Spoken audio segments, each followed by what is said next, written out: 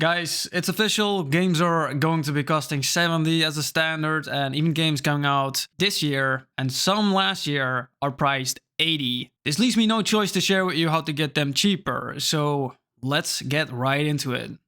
So a disclaimer before we start, some of these prices are impacted by currency value. For me, it's going to be the euro, so it can be different in other countries with other currencies. Some of these methods might not work or even be able to do in other countries, but in a general sense, they should work for most, I think. And lastly, you might not like some of these methods, but yeah, at the end of the day, it is your choice what to do with your money. I'm only sharing my ways I save money by getting games this way. Mainly, this video is for people who like to play multiple different games, and that by itself costs a lot of money, especially when they are higher nowadays. I will be splitting these methods into two parts, a console part and a PC part, because the methods work differently by a huge amount, and that is why PC gaming is way cheaper than console gaming. So yeah, you should get a PC if you don't have one, and here is why. A console will be around 500 here. That is when you are getting the PS5 Slim version, Xbox Series X, or even the new Nintendo Switch. But Nintendo is another story because mostly you only really play exclusive on that thing.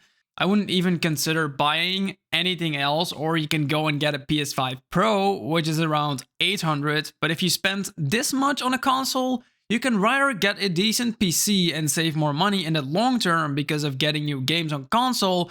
It is hard to get them cheaper than on PC.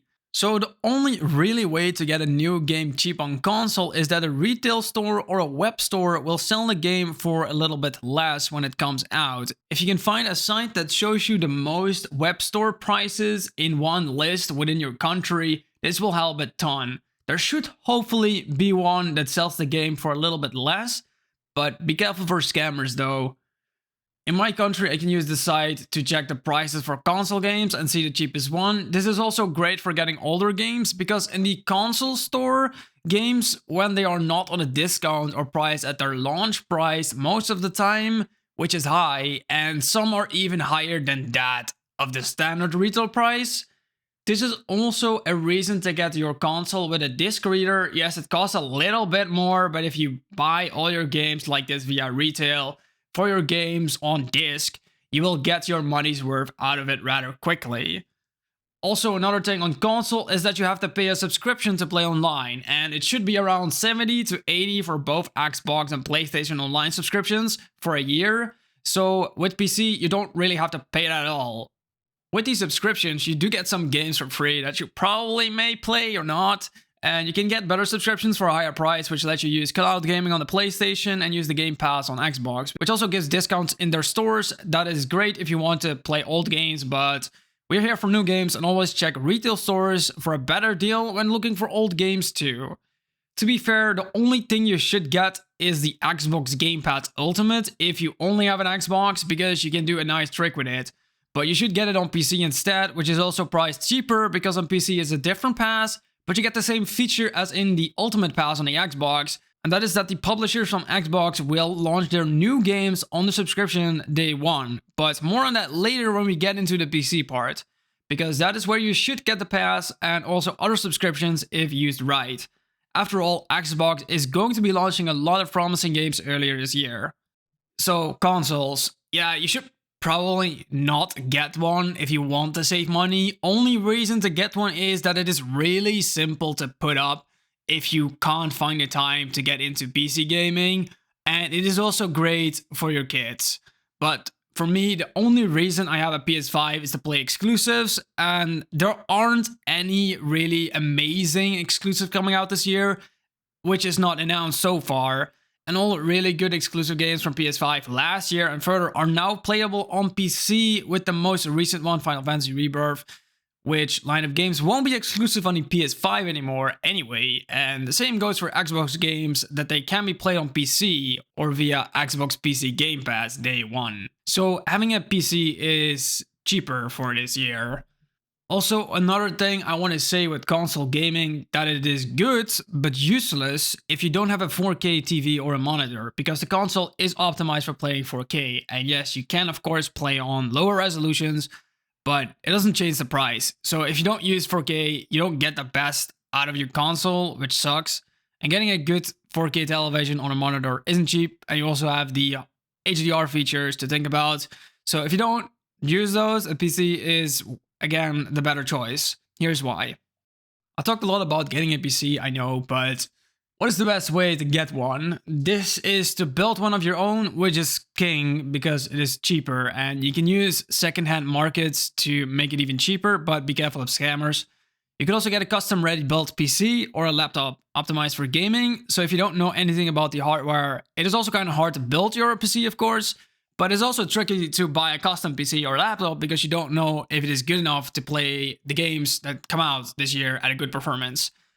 I'm not going to go really deep into it because there are plenty of other videos about the topic to get in the known, but a quick tip is to get the hardware from the current gen or even the newer gen hardware coming out this year. For example, the 50 series from NVIDIA. RTX 5070, 4090 performance at 549.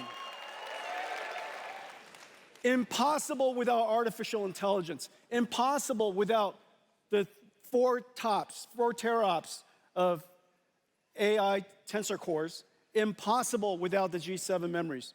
But that will be at a high price point. So I would say go current gen or last gen, which I have, and I can still play games pretty well on the 1440p resolution. Getting hardware any lower than that will downgrade the graphics, which can hurt your gaming performance and experience. Also, be sure that your graphics card has at least 8 gigs of VRAM, which means video random access memory, maybe even 12 gigs, just to be sure for the future, otherwise you won't be able to run newer games properly. But that was it for me for the PC building tips for now. So now, finally, the moment you all are waiting for, we are getting into how to get games for cheaper this year on PC. The first option is to use game subscriptions that offer you to play new games on day one release. These are mainly going to be Xbox PC Game Pass, which goes for $12 a month, Xbox Game Pass Ultimate for Xbox, but can also be used on PC that goes for $80 per month. This also has cloud gaming, so you can even play on your phone. EA Play Pro, which goes for $17 per month, and Ubisoft Plus, which goes for $18 per month. Now, the thing is here with these subscriptions, if a game comes out and is going to be playable on the subscription day one, but it goes for like 70 to 80 standard without the subscription, then you can just get the subscription for 1 month, play the game and finish it, and then cancel it, which does not cost you the full game price. And if you do need 2 to 3 months more to finish the game, it is still cheaper, but don't forget to cancel the subscription or it might cost you more.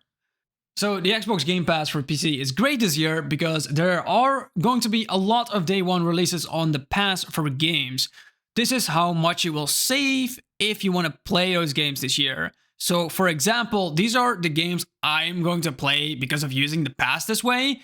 This is going to be Avowed, Clair Obscur Expedition 33, Doom The Dark Ages, Ninja Gaiden 4, which has its second game reworked and is already playable on the pass. So I include that one too, and the Other Worlds 2, if the 2025 release is true, but it doesn't have an exact date yet, as well as Ninja Gaiden 4, it just says fall 2025. So if you buy those games standardly, you will come in a total of $395. And if you get the pass this year without even using the cancellation tactic, it will cost you $144. And if you do decide to cancel the pass between the releases of those games, you will save even more money. With that, there are going to be games to play on it day one that aren't AAA, but can be just as good, and you can also play older games. So of course, not all games will be available on subscription, so how are you gonna get those cheaper? One of those ways is to make use of key codes, and yes, this might not be to your liking, but it is cheaper. If you go to the All Key Shop website, you will see all the sites that offer these key codes on a full list to see which one offers the cheapest one. And from my experience, the pre-order codes are usually a bit cheaper. So what I mostly do when a game is about to come out that I want to get, I pre-order the code for the game in like a 2-week range to see when the price is the cheapest, because some of these prices do change, so you can maybe get a better deal. I do have to say, be careful that you don't get scammed by sites like these, but I haven't had an issue with them ever. Mostly looking at the reviews a bit to make sure they are legit is good enough. This is also great to get older games that aren't on sale and you do want to play them right now, or getting old DLC is also nice. This does, however, not support the gaming developers, so if you want to support them, then you could get the game on a web store that does give a cut to them, like Steam or Epic Games Store. Or we can go to our last option, and that is to get it on sale. Of course, games that are new won't be on sale directly, but if you do wait for the first sale to arrive, which is mostly around the holidays, you can get it a bit cheaper, and also waiting is a good prevention if a game turns out to be not as good as people thought it would be, or maybe more important, that the game doesn't live up to the company's marketing, so you decide to not get it, or for much cheaper later on. There's also that games are not as well optimized nowadays with performance issues and also bugs that can break the game at launch, so if you wait, there's a chance that those things will be fixed when you do get it. To sum everything up, for console, your best bet is to search for retail stores or web stores that do sell games for cheaper. Use game subscriptions, preferably on PC, to make use of the play on day one feature, and then cancel it if you have finished the game in a 2 to 3 month range. Making use of key code sites, mostly pre-ordering coins, does turn out to be a bit cheaper. And finally, get new games when they are on their first sale or even after.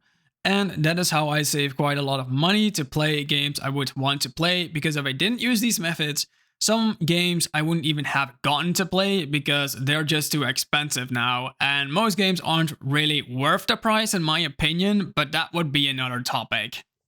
So guys, that wraps up this video. I hope this will help you save some money or even make it able to get the game you would like to play this year. If you do enjoy this video, then you could leave a like to support it, and comment down below if you have some more ideas to save money when you are going to buy games.